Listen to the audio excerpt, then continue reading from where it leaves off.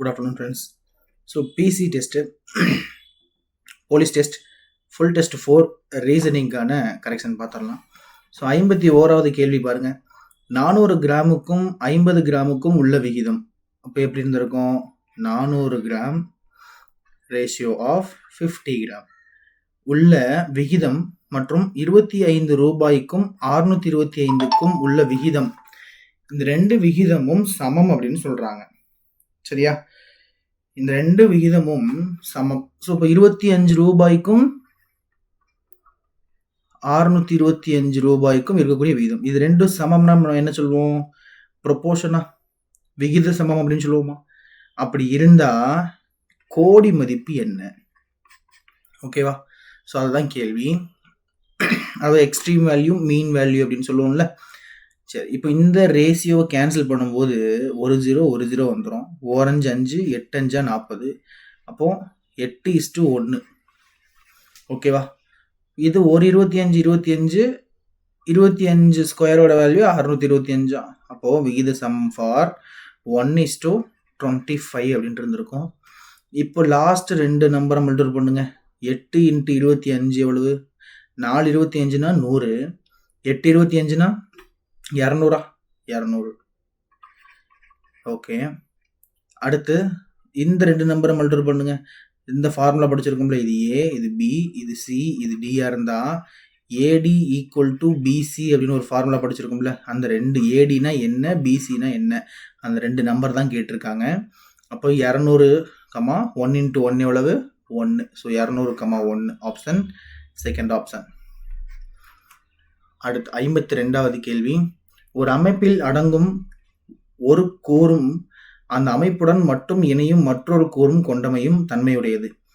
ஆண்கள், தந்தைகள், குழந்தைகள் அப்படின்னு 3 ஆப்ஷன் கொடுத்துருக்காங்க. ஸோ எப்படி எடுத்துக்கிடலாம்? இப்போ லாஸ்ட் ஆப்ஷன் எடுத்துக்கிறேன்.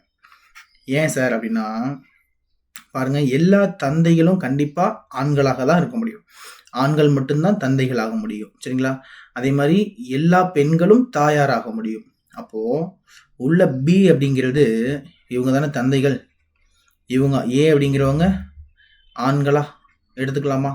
அப்ப எல்லா தந்தைகளுமே ஆண்களாக முடியும். ஆனா எல்லா ஆண்களுமே குழந்தைகளா இருக்க முடியுமா? குழந்தைகள் பாருங்க, எல்லா ஆண்களும் குழந்தைகளா இருக்க முடியாது. ஏன்னா சில குழந்தைகள் பெண்களாகவும் இருக்கலாம். அதனாலதான் என்ன சொல்றேன், ஆண்களுக்கும் குழந்தைகளுக்கும் சில அப்படிங்கிற இந்த கண்டிஷனை போட்டிருக்கேன். ஸோ அப்படி பார்க்கும்போது நமக்கு லாஸ்ட் ஆப்ஷன் தான் சரியானது. ஓகே, 53வது கேள்வி. கீழே உள்ள கேள்வியில் படம் முழுமையடைவதற்கு கொடுக்கப்பட்டுள்ள மாற்றுகளில் இருந்து எந்த வடிவம் மிகச் சரியாக பொருந்தும் அப்படின்னு கேட்டிருக்காங்க. ஸோ இந்த டயக்ராம் நம்மளே கம்ப்ளீட் பண்ணுவோமா? இந்த மாதிரி கம்ப்ளீட் பண்ணிடுவோம். இப்போ இந்த கோடு இங்கே வந்திருக்குமா? இந்த டபுள் கோடு இப்படி வந்திருக்கும், கரெக்டா? சரி, அப்போ இந்த கார்னரில் என்ன சார் இருக்கு? இந்த கார்னரில் எல்லாமே ஒரு டபுள் இது இருக்கு. ஓகே, இந்த கார்னர்லையும் இந்த சர்க்கிளை கம்ப்ளீட் பண்ணும்போது டபுள் வந்திருக்கும். அப்போ இப்படி இருக்கக்கூடிய ஒரே ஒரு ஆப்ஷன் என்ன இருக்கு? செகண்ட் ஆப்ஷன் தான், ஆப்ஷன் பி. அடுத்த 54வது கேள்வி. பின்வரும் படத்தில் உள்ள முக்கோணங்களின் எண்ணிக்கை என்ன அப்படின்னு கேட்டிருக்காங்க. ஸோ இந்த ஃபார்மெட் நம்ம படிச்சிருப்போம் கிளாஸ்ல. கீழே எத்தனை முக்கோணம் இருக்குன்னு பாருங்க. 1 2 3 4. ஓகேவா? அப்போ என்ன பண்ணுவோம்? வரிசையாக நம்பர் போட்டுக்கலாமா? 1 2 3 4. ஃபர்ஸ்ட் எடுத்த உடனே என்ன பண்ணுவோம்? 1 அப்படின்னு போடணும். இந்த 1 எடுத்து இந்த 2 கூட ஆட் பண்ணுங்க. எவ்வளவு? 3. இந்த 3 எடுத்து 3 கூட ஆட் பண்ண எவ்வளவு? 6. 6 எடுத்து 4 கூட ஆட் பண்ணோம்னா எவ்வளவு? 10. ஓகேவா? இப்போ எல்லாத்தையும் அப்படி கூட்டிடுவோமா? கூட்டினா எவ்வளவு வந்திருக்கும்? 10 6 16. 16 ஒரு 3 19. 1 20. ஓகேவா? இப்போ அடுத்து மறுபடியும் இதே லைன்ல தான் என்ன பண்ணுவோம்? ஒரு நம்பரை விட்டுருவோம், அடுத்த நம்பரை எடுத்துக்குவோம். கீழே இருந்து பார்க்கணும். ஒரு நம்பரை விட்டுருங்க, அடுத்த நம்பரை எடுத்துக்குங்க. இப்போ எடுத்துக்கிட்ட நம்பரை ஃபுல்லாக கூட்டுங்க. 1 6 இருக்கா? 1 6 எவ்வளவு? 7. ஆல்ரெடி ஒரு 20 இருக்கு, இப்போ ஒரு 7 27. மொத்தம் 27 முக்கோணங்கள் உள்ள இருந்திருக்கும். Option C. அடுத்து 55வது கேள்வி. குறள்மதி 20% தள்ளுபடியுடன் ஒரு ரெயின் கோட்டை வாங்கி 25 ரூபாய் சேமித்தார் எனில் ரெயின் கோட்டோட அசல் விலை எவ்வளவுன்னு கேட்டிருக்காங்க. ஸோ அசல் விலை இப்போ 20% தள்ளுபடியில் வாங்கினதுனால தான் குறள்மதி என்ன பண்ணியிருக்காங்க? 25 ரூபாயை சேமிச்சிருக்காங்க. அப்ப இந்த 20% வேல்யூ எவ்வளவா இருக்கும்? 25 ரூபாயா இருந்திருக்கும். அப்ப 20% மதிப்பு எவ்வளவு? 25 ரூபாயா இருந்தா 100% விலை என்னவா இருந்திருக்கும்? அதோட அசல் விலையா இருந்திருக்குமா? இப்ப 100% எவ்வளவுன்னு பார்க்க போறோம். அவ்வளவுதான். ஒரு 20 20 5 20 100 5 × 25 மல்டிபிள் பண்ணா எவ்வளவு? 125. Option second option. 56வது கேள்வி. தந்தை தன் மகனிடம் சொன்னார், உன் பிறப்பின் போது நான் உன்னுடைய இப்போதைய வயதில் இருந்தேன் என்று. இப்பொழுது தந்தையின் வயது 38. அப்போ 38னா பிரசன்ட்ல மகனோட ஏஜ் எவ்வளவு இருந்திருக்கும்? இந்த மாதிரி சம்ஸ்ல மகனுக்கு தந்தையோட ஏஜ்ல என்ன இருக்கோ அதுல அப்படியே பாதியா இருந்திருக்கும். பாருங்க, மகனோட வயசு 19 இருக்கும். 19 இருக்கும்போது தான் தந்தை என்ன சொல்ல முடியும்? தந்தைக்கு 38 வயசு இருக்கு. இப்போ யோசிங்க, தன் மகன் பாருங்க, இப்போ இந்த ஸ்டேட்மெண்ட் வச்சு பாருங்க, உன் பிறப்பின் போது நான் உன்னுடைய இப்போதைய வயதில் இருந்தேன். அப்போ மகன் தந்தைக்கு 19 வயசு இருக்கும்போது மகன் பிறந்திருக்கணும். அடுத்த 19 வருஷம் கழிச்சு தந்தைக்கு 38 வயசாகும், மகனுக்கு எவ்வளவு வயசாயிருக்கும்? 19 வயசாயிருந்திருக்கும். அப்போ இந்த ஸ்டேட்மெண்ட்டுக்கு சரியானது. அதாவது சிம்பிளா எப்படி ஞாபகம் வச்சுக்கிடலாம்னா, இந்த ஸ்டேட்மெண்ட் வந்தா தந்தையோட ஏஜ் என்னவா இருக்கோ, வயது என்னவா இருக்கோ அதுல பாதி தான் மகனுடைய வயதா இருக்கும். ஓகே, இப்போ கேள்வி என்ன கேட்டிருக்கான்? 5 ஆண்டுகளுக்கு முன்பு மகனின் வயது என்னன்னு கேட்டிருக்கான். அப்ப இப்போ தற்போதைய வயது எவ்வளவு? மகனுக்கு 19. 5 ஆண்டுகளுக்கு முன்புனா 5 மைனஸ் பண்ணிட்டா எவ்வளவு சார்? 14 வயசு இருந்திருக்கும். Option A. அடுத்தது 57வது கேள்வி.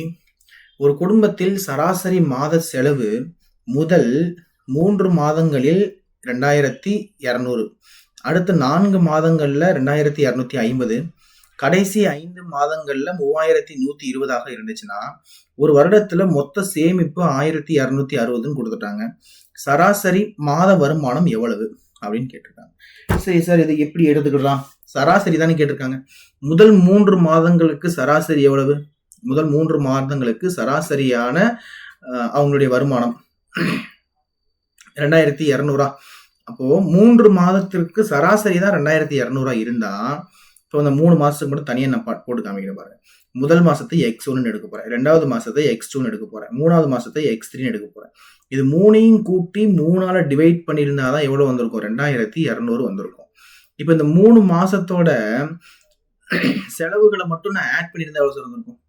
3 மாசத்தோட செலவுகளை மட்டும் ஆட் பண்ணியிருந்தா எவ்வளவு வந்திருக்கும்? இந்த 3 இந்த பக்கம் போயிருமா? இந்த 3 இந்த பக்கம் போயிருச்சுன்னா முதல் 3 மாதத்துடைய செலவு மட்டும் எவ்வளவு? செலவுகளின் கூடுதல் எவ்வளவு? 3 × 2200 எவ்வளவுங்க சார்? மல்டிபிள் பண்ணியிருந்தோம்னா 6600. ஓகேவா? சரி, அடுத்து 4 மாதங்களுக்கு 4 மாதங்களுடைய செலவுகளின் கூடுதல் என்னவா இருக்கும்? சராசரி 2250. அப்ப 4 மாசத்துக்கு சராசரி 2250னா என்ன எடுத்துக்கலாம்? கூடுதல் வேணும்னா 4 × 2250. அப்ப எவ்வளவு சார் வந்திருக்கும்? ஒரு 9000 ரூபா. ஓகேவா? அடுத்து 5 மாதங்களுக்கு செலவுகளின் கூடுதல் எவ்வளவு பார்க்கலாமா? 5 மாதங்களுக்கு சராசரி எவ்வளவு கொடுத்திருக்காங்க? 3120. அப்ப கூடுதல் எவ்வளவு இருந்திருக்கும்? ஒரு 15600 இருந்திருக்கும். இப்ப மொத்தம் எத்தனை மாசம்? 4 ஒரு 3 7 7 5 12. 12 மாசத்துக்கு எவ்வளவு செலவு பண்ணிருக்காங்க பார்க்கலாமா? முதல் 3 மாசத்துக்கு ஒரு 6600, அடுத்த 4 மாசத்துக்கு ஒரு 9000, அடுத்த 5 மாசத்துக்கு 15600. எல்லாத்தையும் கூட்டினோம்னா மொத்த செலவு மட்டும் எவ்வளவு? மொத்த செலவு எவ்வளவு வந்திருக்கு?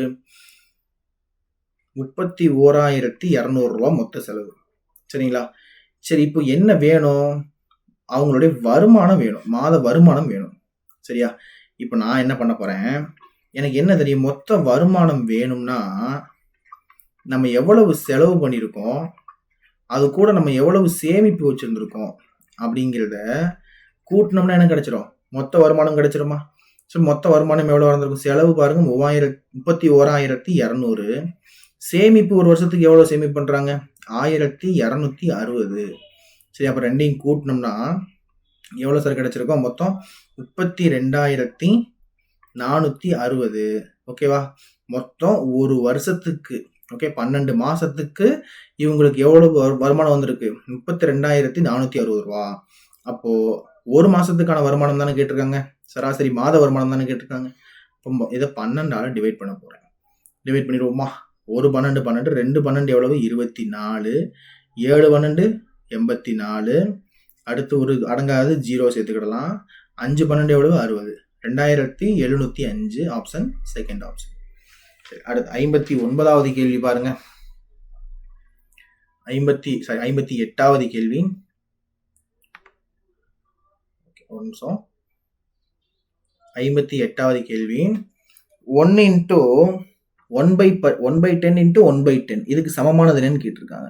அப்படியே மல்டிபிள் பண்ணுங்க. 1 into 1 எவ்வளவு? 1. 10 into 10 எவ்வளவு? 100. அப்போ எத்தனை டிஜிட் தள்ளி புள்ளி வைக்கணும்? 2 டிஜிட் தள்ளி புள்ளி வச்சுக்கிடணும். 1 இங்க ஒரு 0 போட்டு புள்ளி வச்சோம்னா என்ன ஆகும்? 2 டிஜிட் தள்ளி புள்ளி வந்துருமா? ஏன்னா டிவைடட் பை 100 இருக்கிறதுனால 2 டிஜிட் தள்ளி புள்ளி வைக்கிறோம். Option A. அடுத்து 59வது கணக்கு.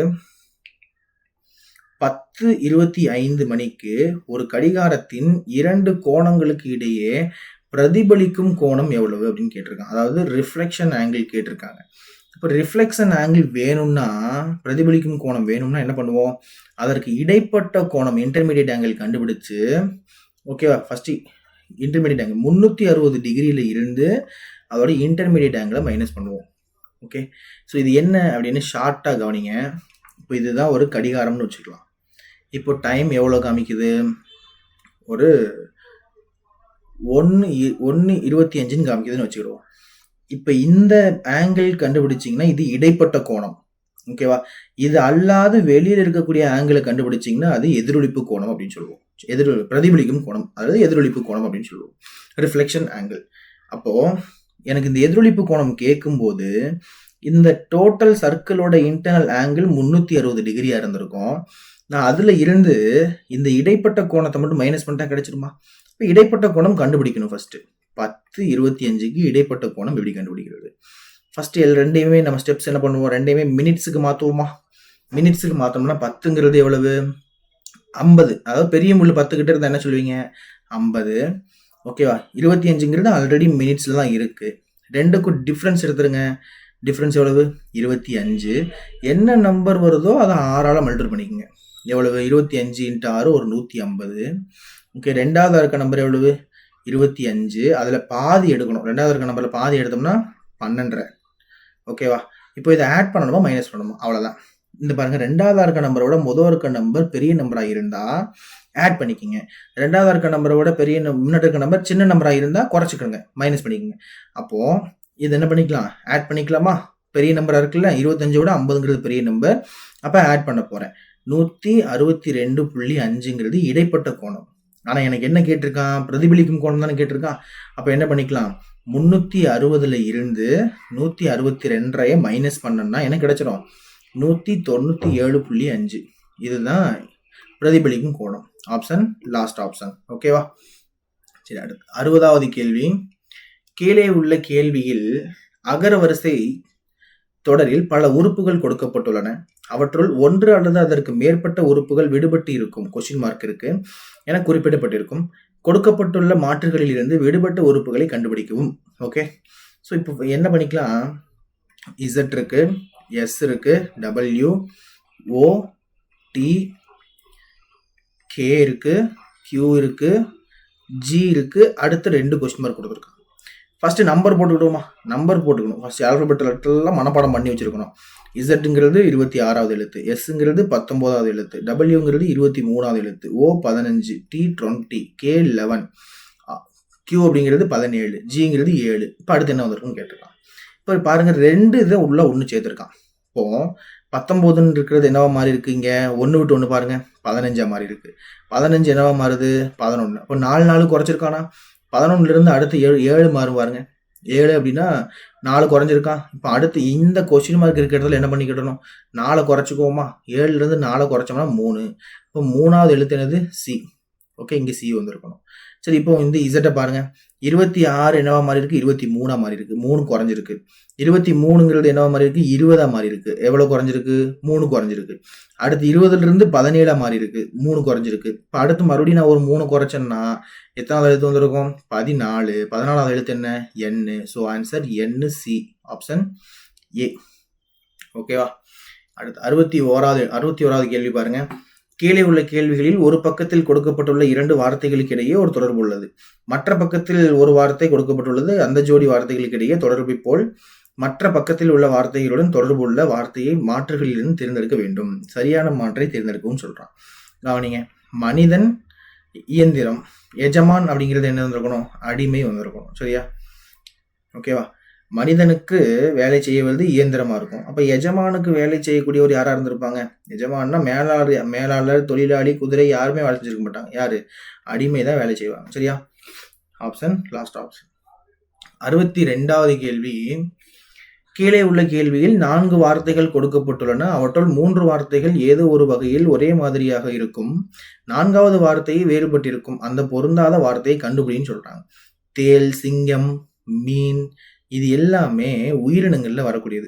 முத்திரை அப்படிங்கிறது உயிரினம் கிடையாது. அப்ப இதுதான் தவறானது.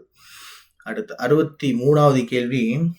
டிசம்பர் அப்படிங்கிறத இப்படி இந்த கோட்ல எழுதுறாங்க. அப்போ இது என்பது அந்த குறியீட்டில் எவ்வாறு எழுத வேண்டும் அப்படின்னு கேட்டிருக்காங்க.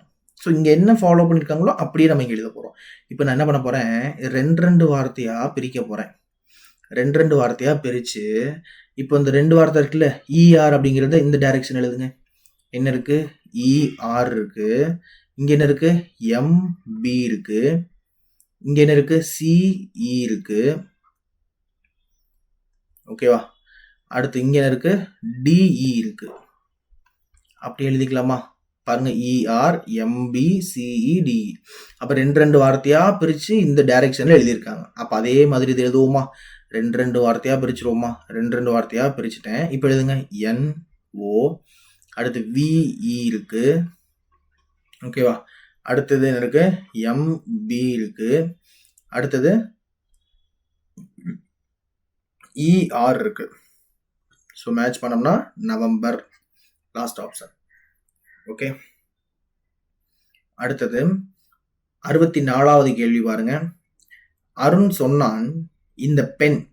ஸோ இந்த மாதிரி ஏதோ ஒரு கூற்றுகள் சொல்லும்போது கொஸ்டின் எங்கிருந்து ஆரம்பிக்கணும்னா, என் அல்லது எனது அப்படின்னு எங்கேயாவது கொஸ்டின் ஆரம்பிக்குதா, அந்த இடத்துல இருந்து தான் கொஸ்டினை ஸ்டார்ட் பண்ணணும். சரியா? அப்போ பாருங்க, இந்த இடத்துல கொஸ்டின் எங்க ஆரம்பிக்கணும்? என் அப்படிங்கிற இடத்துல இருந்து ஆரம்பிச்சிருக்கணும். பாருங்க, இந்த பெண் யாருன்னா என் தாயின் பேரனின் மனைவி. அப்போ என் அப்படிங்கிறது இந்த இடத்துல யாரை குறிக்குது? அருண். இப்போ இவர் தான் அருண் வச்சுக்கலாம். இவரு அருண். 1 செகண்ட். ஓகேவா? இவரு அருண். அருணுடைய என் தாயின் அப்படின்னு சொல்லிட்டாரா? அப்ப அருணுடைய தாய் ஒருத்தவங்க இருக்காங்க.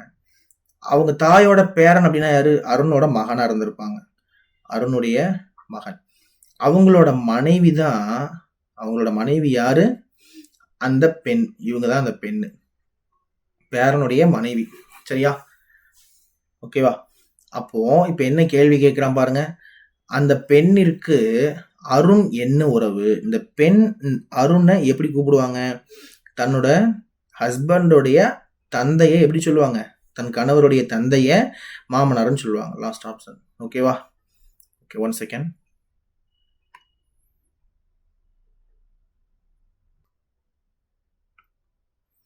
ஓகே, 64வது கேள்வி பார்த்தாச்சா? 65வது கேள்வி பாருங்க. 65வது கேள்வி. எனது அலுவலகத்திலிருந்து ஜான்சன் காரில் புறப்பட்டார். 15 கிலோமீட்டர் வடக்காக வண்டி ஓட்டிய பின்பு மேற்காக 10 கிலோமீட்டர் ஓட்டுகிறார். பிறகு அவர் தெற்காக 5 கிலோமீட்டர் ஓட்டுகிறார். மேலும் கிழக்காக 8 கிலோமீட்டர் ஓட்டுகிறார். பின் வலதுபுறமாக திரும்பி 10 கிலோமீட்டர் தூரம் ஓட்டுகிறார். இப்பொழுது அவர் தொடங்கிய இடத்திலிருந்து எந்த திசையில் எவ்வளவு தூரம் பயணித்திருப்பார்னு கேட்டிருக்காங்க. ஸோ இதுக்கு நான் ஒரு சிம்பிள் ஷார்ட்கட்ல நான் சொல்லி கொடுத்துருக்கேன் கிளாஸ். ஸோ கிளாஸ்ல ஷார்ட்கட்ஸ் பார்த்துருப்போம். என்னது? ESWN அல்லது தமிழ்ல கூட எழுதிக்கலாம். கிழக்கு, தெற்கு, அடுத்தது மேற்கு, வடக்கு. ஸோ இந்த டைரக்ஷன்ல போட்டிருக்கணும். ஃபர்ஸ்ட் அப்படியே என்டர் பண்ணுவோமா? 15 கிலோமீட்டர் எங்க போறாரு? வடக்குல 15 கிலோமீட்டர் போறாரு. ஓகே. அடுத்தது மேற்குல என்ன பண்றாரு? மேற்குல எவ்வளவு? ஒரு 10 கிலோமீட்டரு. அடுத்து எங்க வந்துடுறாரு? பிறகு அவர் தெற்கு பகுதியில ஒரு 5 கிலோமீட்டர், தெற்குல ஒரு 5, மேலும் கிழக்குல 8, கிழக்குல ஒரு 8 கிலோமீட்டர். பின்பு கிழக்குல இருந்து வலதுபுறமாக திரும்புறாரு. அப்ப இங்க இருந்து வலதுபுறமா எந்த பக்கம் இருக்கு? தெற்கு. இங்க ஆல்ரெடி 5 இருக்கு. அப்ப கீழே என்ன பண்ணிக்கலாம்? தெற்குல எவ்வளவு போட்டுக்கலாம்? ஒரு 10 போட்டுக்கலாம். சரியா? 10. ஓகே. இப்பொழுது அவர் தொடங்கிய இடத்திலிருந்து எந்த திசையில் எவ்வளவு தூரத்தில் இருப்பாருன்னு கேட்டிருக்கான். ஸோ அப்படியே சால்வ் பண்ணுவோமா? இப்போ டபுள் டேட்டா வந்துருந்துச்சுன்னா ஆட் பண்ணணும். இப்போ 8 கீழே எதுவுமே இல்லை, அது அப்படியே 8ன்னு எழுதிக்கலாம். இப்போ 10 + 5 எவ்வளவு? 15. இங்கே 10 அப்படியே போட்டுக்குவோம், இங்கே 15 அப்படியே போட்டுக்கலாம். இப்போ ஆல்டர்னேட் டேட்டாவை மைனஸ் பண்ணணும். அதாவது கிழக்கு மேற்கு மைனஸ் பண்ணலாம், தெற்கு வடக்கு மைனஸ் பண்ணலாம். தெற்கும் வடக்கும் மைனஸ் பண்ணோம்னா 15 0 ஆயிரும். அதே மாதிரி கிழக்கையும் மேற்கையும் மைனஸ் பண்ணோம்னா 8, இங்கே 10 மைனஸ் பண்ணோம்னா எவ்வளவு? 2 எங்க எழுதணும் சார்? பெரிய நம்பர் எங்க இருக்கோ அங்கே தான் எழுதிக்கிடணும் 2. கடைசி ஆன்சர் எவ்வளவு கிடைச்சிருக்கு? 2. லாஸ்ட் என்ன டைரக்ஷன் இருக்கு? மேற்கு. அப்போ ஆன்சர் மேற்கில் 2 கிலோமீட்டர். Option A. ஓகேவா? அடுத்தது 66, 67 பாருங்க. வரைபடத்தில் வட்டம் அப்படிங்கிறது கல்லூரி பேராசிரியர்களை குறிக்கக்கூடியது. வட்டம் அப்படிங்கிறது கல்லூரி பேராசிரியர்கள். முக்கோணம் அப்படிங்கிறது என்ன? இந்த முக்கோணம் அப்படிங்கிறது யாரை குறிக்கக்கூடியது? அறுவை சிகிச்சை நிபுணர்களை குறிக்கக்கூடியது. சரி, இந்த செவ்வகம் அப்படிங்கிறது மருத்துவ நிபுணர்களை குறிக்கக்கூடியது. சரியா? சரி, இப்போ கேள்வி என்னன்னு பாருங்க. அறுவை சிகிச்சை நிபுணர்களாக உள்ள கல்லூரி பேராசிரியர்களை குறிக்கும் பகுதி எது? அறுவை சிகிச்சை நிபுணர்களா இருக்கணும்னா முக்கோணத்தை பார்க்கணும். அவங்க என்னவா இருக்கணும்? கல்லூரி பேராசிரியர்களாக மட்டும்தான் இருக்கணும், மருத்துவ நிபுணராக இருக்கக்கூடாது. அப்படி யார் இருக்கான்னு பாருங்க. டி மட்டும்தான் வருவார். So option last option. சரி, அடுத்து மருத்துவ நிபுணர்களாக உள்ள அறுவை சிகிச்சை நிபுணர்களை குறிக்கும் பகுதி. மருத்துவ நிபுணராகவும் இருக்கணும், அறுவை சிகிச்சை நிபுணராகவும் இருக்கணும். அப்போ இது இந்த செவ்வகத்துக்குள்ளேயே வந்திருக்கணும், முக்கோணத்துக்குள்ளே இருக்கணும். ஆனால் எதில் இருக்கக்கூடாது? வட்டத்தில் இருக்கக்கூடாது. அப்போ யார் வந்திருக்கா? இசட் அப்படிங்கிறவர் இருக்காரா? So last option. அடுத்து 68வது கேள்வி. கீழே உள்ள கேள்வியில் ஒரு வார்த்தைகளை அர்த்தம் உள்ள ஒரு வாக்கியமாக உருவாக்குமாறு வரிசைப்படுத்தவும். ஸோ ஃபர்ஸ்ட் என்ன வந்திருக்கலாம் பாருங்க. ஃபர்ஸ்ட் குற்றம். ஒரு குற்றம் நடக்கணும். அதுக்கப்புறம் என்ன சார் பண்ணுவாங்க? குற்றம் நடந்த உடனே காவலர் வருவார். காவலர் வந்த உடனே நீதிக்கான ஏற்பாடுகள் நடக்கும். சரியா? அடுத்தது நீதிக்கான ஏற்பாடுகள் நடந்திருக்கும். அப்புறம் தீர்ப்பு வழங்கப்படும். நீதிமன்றம், அதாவது நீதிக்கான ஏற்பாடுகள்னா நீதிமன்றத்தை அணுகுவாங்க. நீதிமன்றத்தை அணுகுன உடனே தீர்ப்பு கிடைக்கும். சரிங்களா? தீர்ப்பு கிடைச்ச உடனே தண்டனை அனுபவிக்கணும். ஓகே. ஸோ இப்போ மேட்ச் பண்ணோம்னா 3 1 5 4 2. ஓகே, 3 1 4 5 2. Option C. அடுத்தது 69வது கேள்வி. கீழே உள்ள கேள்வியில் விடுபட்ட உறுப்பை கண்டுபிடிக்கணும்னு சொல்றான். இப்போ கவனிங்களேன், சிம்பிளா பாருங்க. இப்போ இந்த 7ஐயும் இந்த 9ஐயும் மல்டிபிள் பண்ணுங்க. ஓகே, இந்த 9ஐயும் இப்படி இந்த டைரக்ஷன்ல பாருங்க. இந்த 9ஐயும் 7ஐயும் மல்டிபிள் பண்ண எவ்வளவு? 9 7 63 இங்க இருக்கு. இந்த 7ஐயும் 2ஐயும் மல்டிபிள் பண்ண எவ்வளவு? 14 இங்க இருக்கு. 2ஐயும் 15ஐயும் மல்டிபிள் பண்ண எவ்வளவு? 30 இங்க இருக்கு. அப்ப அடுத்து நான் என்ன பண்ணணும்? 15 எடுத்து 9 கூட மல்டிபிள் பண்ணோம்னா 9 15 எவ்வளவு? 135. அதுதான் இங்க வந்திருக்கும். Option C. அடுத்து 70வது கேள்வி பாருங்க. ஏபிசி அப்படின்னு 4 வடிவங்கள் இருக்கு. 4 ஆப்ஷன் கொடுத்துருக்காங்க. என்ன பண்றாங்க? டி வடிவத்தை தொடர்ந்து அடுத்து என்ன வரணும் அப்படின்னு கேட்டிருக்காங்க. ஸோ ஃபர்ஸ்ட் ஒரு வட்டம், ஒரு முக்கோணத்துக்குள்ள வட்டம் இருக்கு. இந்த வட்டம் அடுத்த டயக்ராம்ல என்ன ஆயிடுச்சு? வெளியே வந்துருச்சு. இப்போ இதுக்கு செகண்ட் டயக்ராம்ல இங்க என்ன இருக்கு? உள்ள பாருங்க, ஒரு செவ்வகம் இருக்கு. இந்த செவ்வகம் அடுத்த டயக்ராம்ல வெளியே வந்துருச்சு. இப்போ இதுக்குள்ள ஒரு முக்கோணம் தலைகீழா இருக்கு. இந்த முக்கோணம் இங்க வர்றப்ப என்ன ஆயிடுச்சு? வெளியே வந்துருச்சு. அப்போ உள்ள இருக்கக்கூடிய படம் அடுத்த படத்துல வெளியே வருது. அப்போ இங்க இந்த டைரக்ஷன் இருந்திருந்தா அடுத்து நமக்கு என்ன வந்திருக்கணும்? இந்த டைரக்ஷன் வெளியே வந்திருக்கும். இந்த டைரக்ஷன் வெளியே இருக்கக்கூடிய ஒரே ஒரு ஆப்ஷன் என்ன? Last option. Okay, thank you to all.